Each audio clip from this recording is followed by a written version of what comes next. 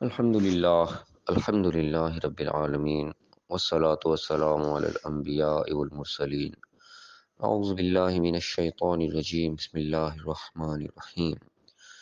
رب اشرح لی صدری ویسر لی امری واحلل عقدۃ من لسانی یفقہوا قولی واجعل لی وزیرا من اہلی۔ محترم سامعین، السلام علیکم ورحمۃ اللہ وبرکاتہ۔ الحمدللہ، قرآن پاک کا مطالعہ ہمارا جاری ہے۔ سورہ النساء کی آیت نمبر 162 تک ہم پڑھ چکے ہیں۔ آج انشاءاللہ آیت نمبر 163 سے آیت نمبر 166 تک پڑھیں گے۔ اعوذ باللہ من الشیطان الرجیم بسم اللہ الرحمن الرحیم۔ انا اوحینا الیک کما اوحینا الی نوح والنبیین من بعدہ۔ بے شک ہم نے وحی کی تیری طرف جس طرح سے ہم نے وحی کی تھی نوح علیہ السلام پر، نوح کی طرف، اور ان کے بعد بھی انبیاء کی طرف، نبیوں کی طرف۔ یہاں پہ اللہ تعالیٰ اپنے پیغمبر سے مخاطب ہے اور ایک بات بتا رہا ہے کہ جس طریقے سے پہلے انبیاء کی طرف وحی ہوتی رہی، اس طریقے سے ہم نے تمہاری طرف وحی کی ہے۔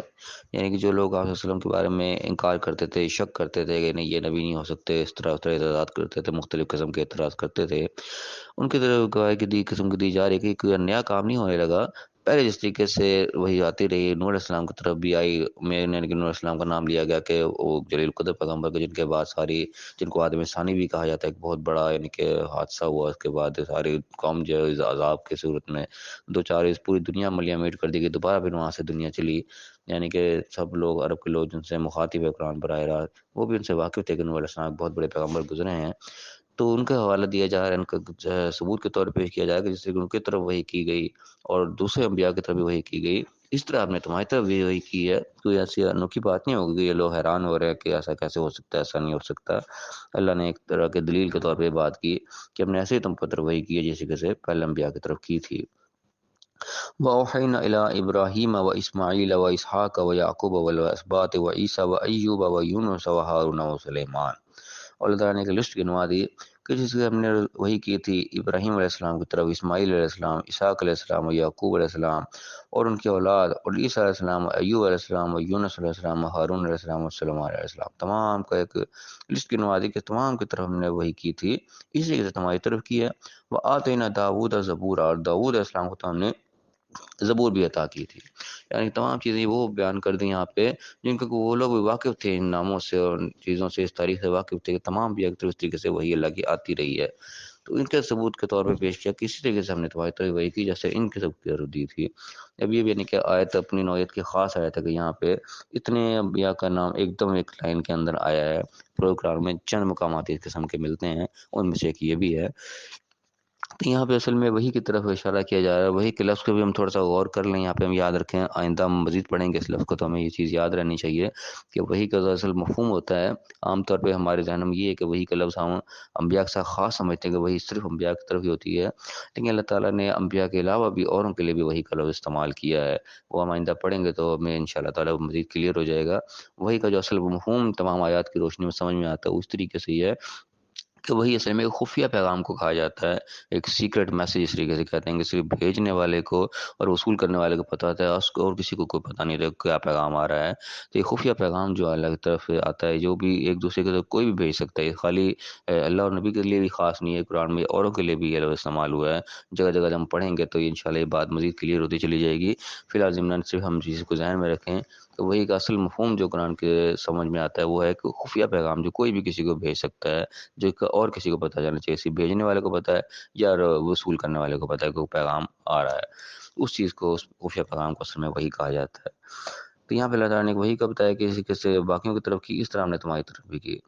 اور پھر میں کہ وَرَسُولًا قَدْ قَصَصْنَاهُمْ عَلَيْكَ، اور ان رسولوں کی طرف پیغمبر کی طرف ہوئی جن کا ہم نے قصہ تم پر بیان کر دیا ہے، من قبل، پہلے سے بیان کر چکے ہیں، وَرُسُلًا لَمْ نَقْصُصْ عَلَيْكَ، اور ان رسولوں کی طرف بھی، پیغمبر کی طرف بھی جن کا ہم نے تم سے بیان ہی نہیں کیا، یعنی کہ بہت کم انبیاء کا ان کا تذکرہ آیا ہے، چند کا تذکرہ آیا ہے کہ انبیاء تو ان کے لاکھوں کی تعداد بتائے جاتے آئے ہیں، تو اللہ تعالیٰ یہ بات بتایا کہ جو تم نے ہمیں بتا دیے، چند جو تمہیں واضح کر دیے ان کی طرف بھی بھیجا، اور بہت سے ایسے ہیں جن کا ہم نے قصہ بیان ہی نہیں کیا، ان کی طرف بھی اسی طریقے سے وہی کی گئی۔ وکلم اللہ موسیٰ تکلیما، اور موسیٰ علیہ السلام سے اللہ نے براہ راست کلام کیا، جیسے کلام کیا جاتا ہے، طریقے سے انسان انسان آپس میں کلام کرتے ہیں، دو یعنی کہ سوال و جواب ہوتے ہیں، اس طریقے سے موسیٰ علیہ السلام سے اللہ نے کلام کیا جیسے کلام کرنے کا حق ہے۔ یہ یعنی کہ موسیٰ علیہ السلام کی ایک علیحدہ شان ہے، جسے اللہ تعالیٰ نے براہ راست کلام کیا۔ یہ ان کی بہت بڑی سعادت ہے، کہ چھوٹی موٹی بات نہیں ہے۔ ہم غور کریں اس چیز کے اوپر کہ انسان کسی بڑے کسی منسٹر سے مل کے آ جائے، کسی وزیر اعظم سے مل کے آ جائے، کسی بہت بڑی شخصیت سے مل کے آ جائے، براہ راست ہم کلام ہو کے آ جائے، تو انسان جناب وہ خوشی سے پھولا نہیں سما رہا ہوتا کہ میں اس سے مل کے آیا، میری بات ہوئی ہے اس سے۔ یہ بات ہو جانے کی بڑی بڑی سعادت سمجھتا ہے انسان اپنے لیے۔ اور موسیٰ علیہ السلام کے ہم دیکھیں کیا شان ہے کہ اس نے اللہ سے ڈائریکٹ ہم کلام ہوئے، وہ کیا یعنی کہ ہستی اللہ کی ہم کیا مثال بیان کر سکتے ہیں۔ اللہ کے ساتھ ڈائریکٹ ہم کلام ہونا بہت بڑی بات ہے۔ اللہ تعالیٰ نے اس چیز کو ایک فخر کے طور پہ بیان کیا کہ موسیٰ علیہ السلام سے تو اللہ نے ایسے کلام کیا جیسے کلام کیا جاتا ہے۔ یہ ایک موسیٰ علیہ السلام کی ایک منفرد شان ہے یقیناً۔ تو یہاں پہ اللہ تعالیٰ تمام انبیاء کا تذکرہ کر رہے ہیں جن کو کہ وہ لوگ جانتے تھے، جو اللہ کے نبی کا انکار کر رہے تھے، آخری پیغمبر کا انکار کر رہے تھے، وہ ان تمام پیغمبروں سے واقف تھے۔ اللہ تعالیٰ نے سب کا ثبوت پیش کیا کہ جیسے ان کے ساتھ اللہ تعالیٰ نے وہی بھی بھیجی ہے، اس طریقے سے تمہاری طرف بھی کیا۔ کوئی ایسی بات نہیں ہوگی نہیں جو کہ لوگ پریشان ہو جائیں سن کے۔ پھر میں اگر رسول مبشرین و منذرین، یہ پیغمبر تھے جو کہ خوشخبریاں سنانے والے بھی تھے اور ڈراوے دینے والے بھی، روکنے والے بھی تھے، متنبہ کرنے والے بھی تھے۔ لئلا یکون للناس اللہ حجۃ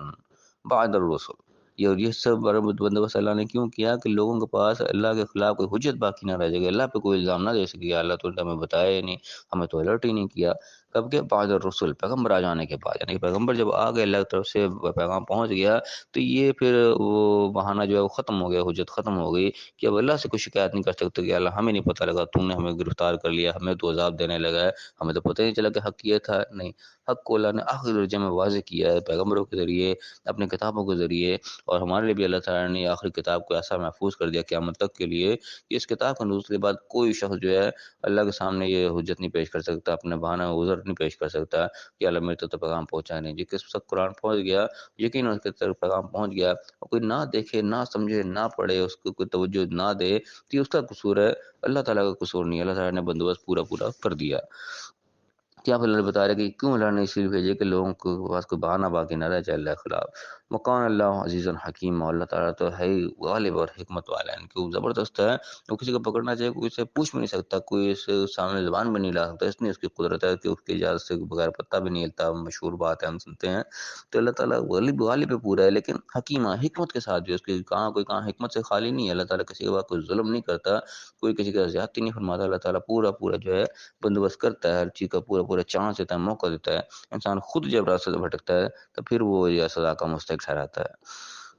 اب میں کہا لیکن اللہ یشہد بما انزل الیک انزلہ بعلمہ، لیکن اللہ تعالیٰ تو خود اس چیز کے اوپر گواہ ہے کہ جو کچھ تمہاری طرف نازل ہوا ہے یہ اس کے علم سے نازل ہوا ہے۔ یعنی کہ اس کے بھی لوگ اعتراض کرتے ہیں نا کہ اپنے پاس سے لکھ کے لے آتے ہیں، کوئی شاعری کر جاتے ہیں، کوئی ان کو سکھا جاتا ہے، یہ یعنی کہ مانتے نہیں تھے کہ یہ اللہ کی طرف سے نازل ہوا ہے۔ اللہ تعالیٰ اس چیز کی بھی گواہی خود دے رہا ہے کہ اللہ تعالیٰ کو اس چیز کی کہ جو کچھ نازل ہو رہا ہے یہ اللہ کی طرف سے علم کے ساتھ پورے یعنی کہ علم و دانائی کے ساتھ نازل ہو رہا ہے، جو ایسی خالی خلی نہیں کام ہو رہا۔ والملائکہ تو یشہدون، اور ملائکہ اس کے اوپر گواہ ہیں، ان کے فرشتے بھی جو ہیں وہ بھی گواہ چیز کے اوپر کہ یہ کلام اللہ کی طرف سے آ رہا ہے۔ وکفیٰ باللہ شہیدا، اور گواہی تو اللہ کی کافی ہے اور کسی کی ضرورت بھی نہیں ہے۔ لیکن خالی اللہ کی نہیں، یک طرفہ بات نہیں کر رہا، اور بھی چیزیں گواہی دینے کے لیے کھڑے ہوئے ہیں کہ ہاں یہ واقعی اس طرح ہی بات ہے، اور وہ نہ بھی کھڑے ہوں تو اللہ کی گواہی اکیلے ہی کافی ہے۔